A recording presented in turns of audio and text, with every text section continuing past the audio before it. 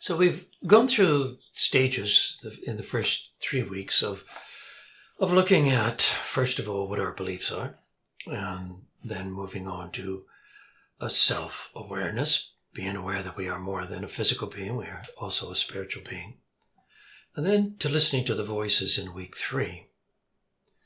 So now we move up to a different level, I think, when we talk about self-acceptance. It's a level beyond just being aware.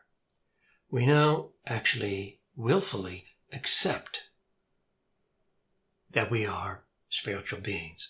And with that comes a sense of consciousness. And with that sense of consciousness, a sense of responsibility. So we are now functioning as spiritual beings. We're now ready to take action based on the lessons that we have heard and learned in the first 3 weeks. The inspiration for this one, I think, is the awakening. So, yes, there is awareness, but there is also an awakening. We become an awakened spiritual being, ready to take our rightful place in the world of people and in the world of the universal presence. This first poem is called Christmas Through the Ages. It comes in the middle of the sad season, when the skies are dark and snow falls, in that moment where sadness covers all, with a blanket of cold. Old days are long gone, hidden behind the dark clouds, when life was young and free, and the blue sky was limitless, and it was all okay just to be me, free to be the child I could be.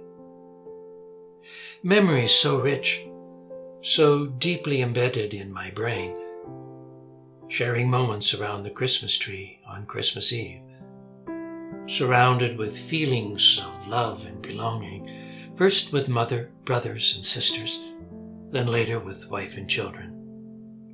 In a warm little room with warm feelings, when I accepted life as a gift from the gods. And then the dark days, when the light was distant and the darkness enveloped my soul, and the next breath was oh so hard to breathe.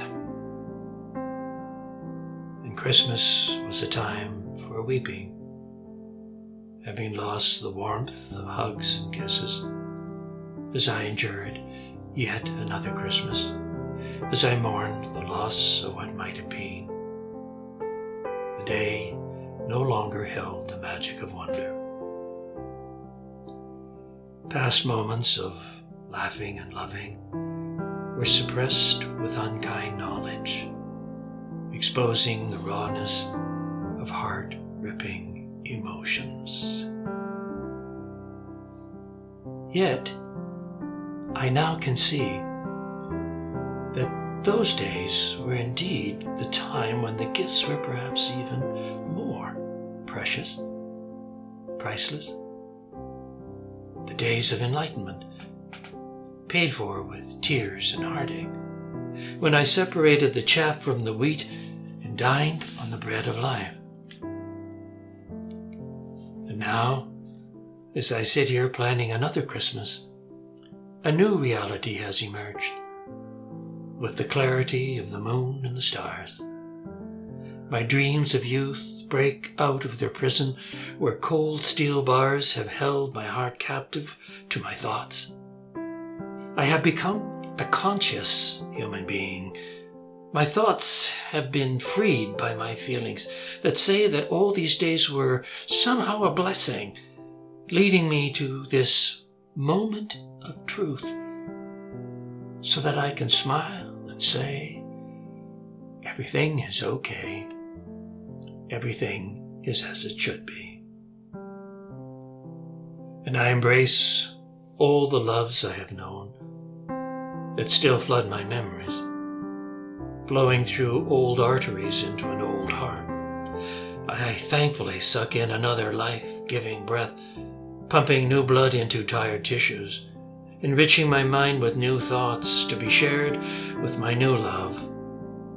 And I unwrap the present, and I break open the gift of life. And there's a new reality, Christmas reborn, new presents to open, new gifts to give, new loves to love, new dreams to dream, new purpose to embrace.